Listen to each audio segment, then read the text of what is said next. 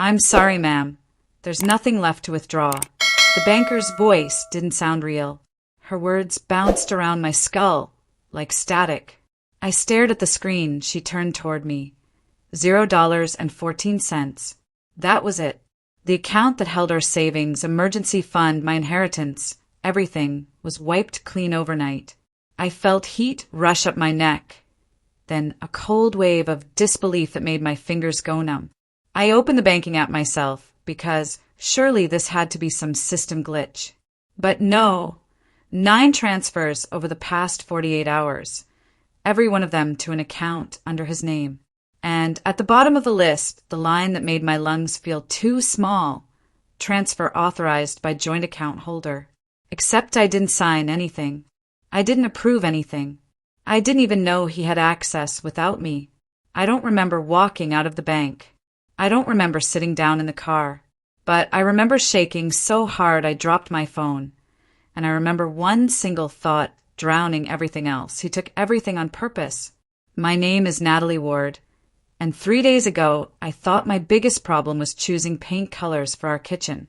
Now I'm about to tell you how the man I married emptied my life in silence, and how I made sure he paid for it in ways he never saw coming. 3 weeks before the account was drained, I walked into our bedroom and caught him shoving papers into his briefcase like a teenager hiding a report card. He jumped when he saw me. "It's just insurance stuff," he'd said too quickly, blocking the drawer with his leg. I remember laughing it off, telling myself I was paranoid. He'd been distant for months, but I blamed work stress, not secrets. That was the first red flag I folded neatly and tucked under denial. The day I convinced myself marriage meant trust, even when something stank. That night, I found a crumpled printout on the floor, a transfer form requesting sole access to our funds. His signature was there. Mine wasn't. I told myself it was a draft, a mistake, a conversation we'd get to. I should have burned the house down then. His sister Veronica showed up unannounced the next morning with coffee, and that smile, tight, polite, and hiding something sour. She lingered in the kitchen while he got ready for work, speaking in that low, confiding tone people use when they think you're already defeated. "You really shouldn't stress about money. Men handle these things better," she said, rinsing a mug she didn't even use. I stared at her, confused. I hadn't mentioned money. I hadn't mentioned anything. When he came downstairs, she gave him a look. Not a glance, a signal. He kissed my cheek like nothing was wrong and left with her. That's when the first worm of unease burrowed into my gut. They were planning something together. 2 days later, he asked me to hand over access to the savings portal just to consolidate things.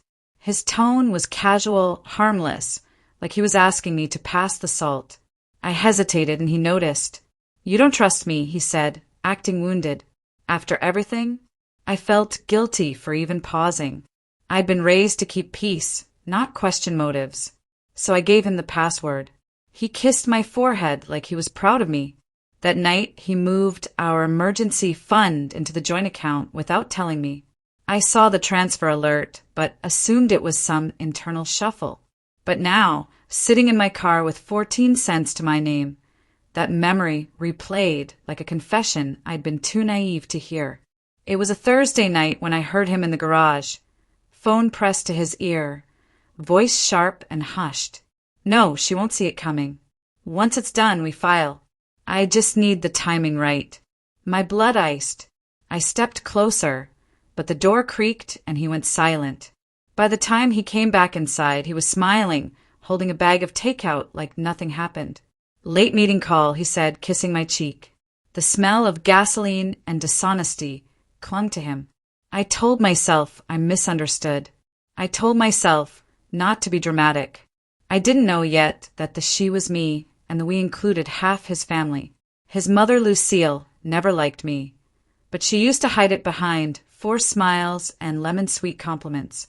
That changed the night she came over for dinner. While I was washing dishes, she stood behind me and said, "Too gently, you'll land on your feet, dear. Just don't make this harder on yourself when the time comes." I froze, soap running down my wrists. "What time?" I asked. She blinked, then forced a laugh, so fake it cracked. Oh, retirement, savings, life changes. But she wouldn't look at me.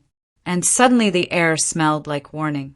I kept copies of all our major documents in a blue folder. House deed, prenup amendment, inheritance letters, the works.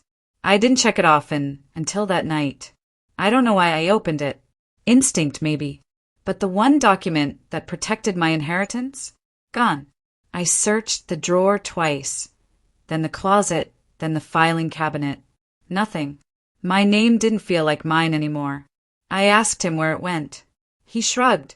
You probably misplaced it. You're always forgetting things. I'd never forgotten a single document in 10 years. And he knew it. My co-worker Tiana pulled me aside during lunch.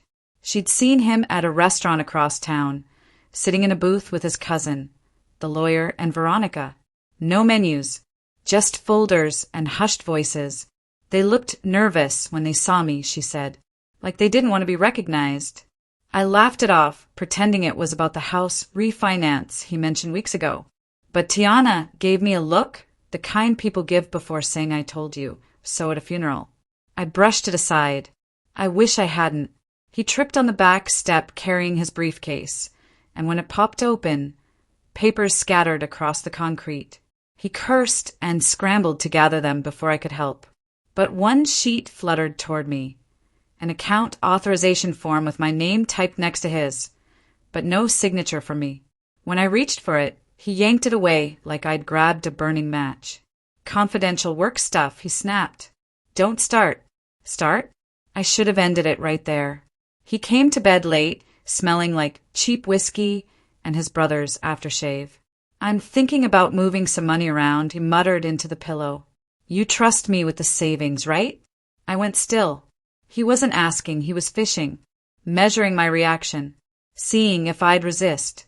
I said yes to keep the peace. He rolled over and fell asleep like he hadn't just cut the last wire holding the bomb in place.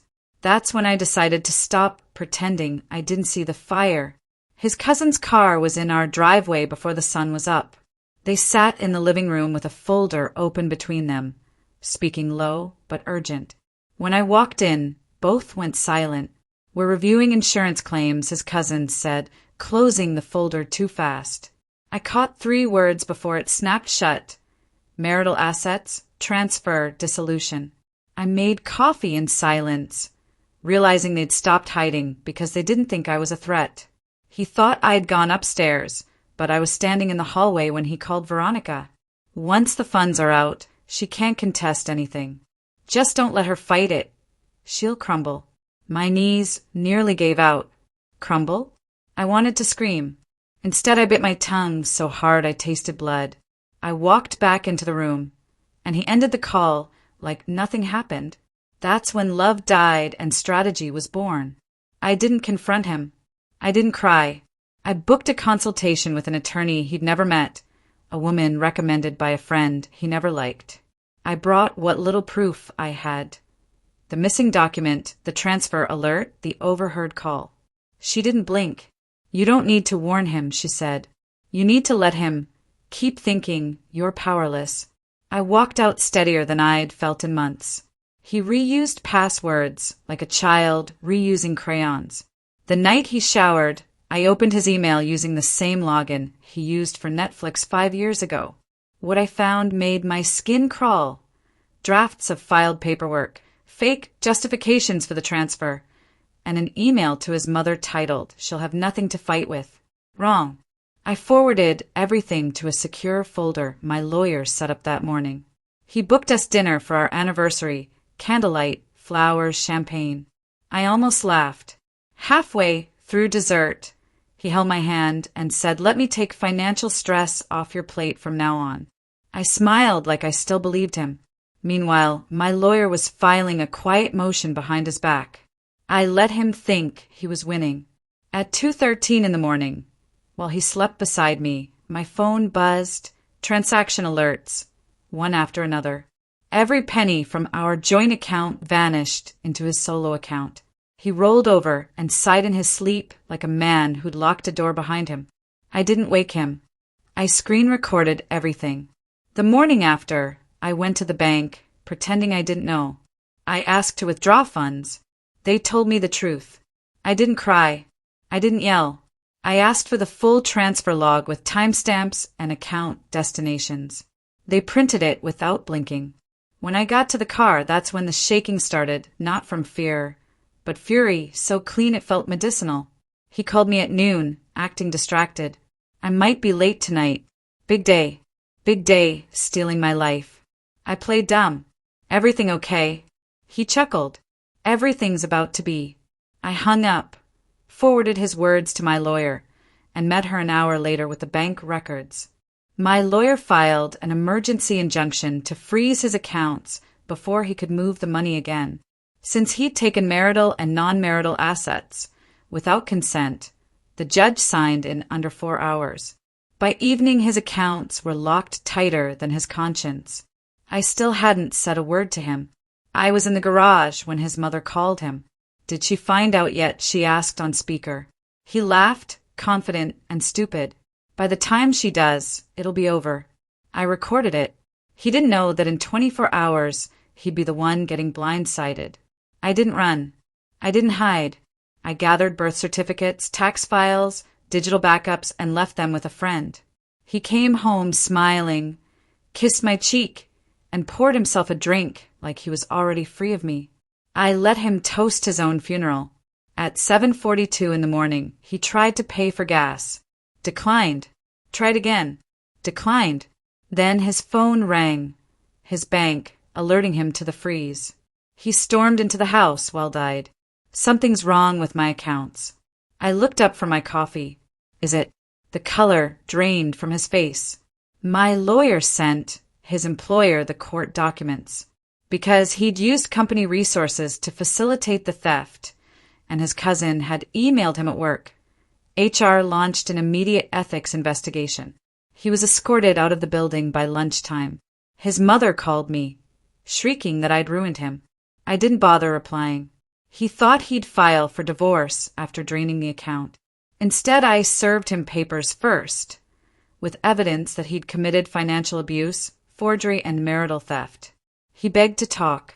I told him my attorney would handle all conversations from now on. Veronica! And his cousin stopped answering his calls. Self-preservation always trumps loyalty.